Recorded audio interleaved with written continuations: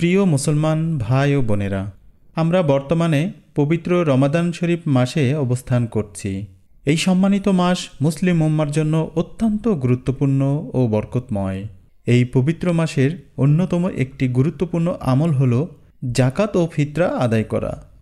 সম্মানিত দিন ইসলামে এই পবিত্র রমাদান শরীফ মাসকে জাকাত আদায়ের মাস হিসেবে আখ্যায়িত করা হয়েছে। এই বছরের জন্য পবিত্র জাকাতের নিসাব নির্ধারিত হয়েছে ৮৩,২৬৫ টাকা, আর প্রতি ব্যক্তির জন্য ফিতরা সর্বনিম্ন ১০০ টাকা।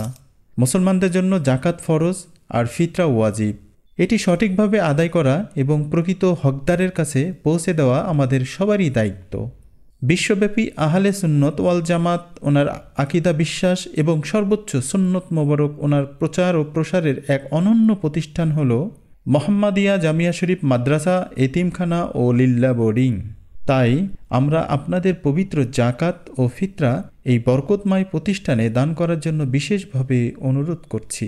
আপনার দান হতে পারে কারো মুখের হাসির কারণ, হতে পারে দুনিয়া ও আখিরাতের মুক্তির মাধ্যম।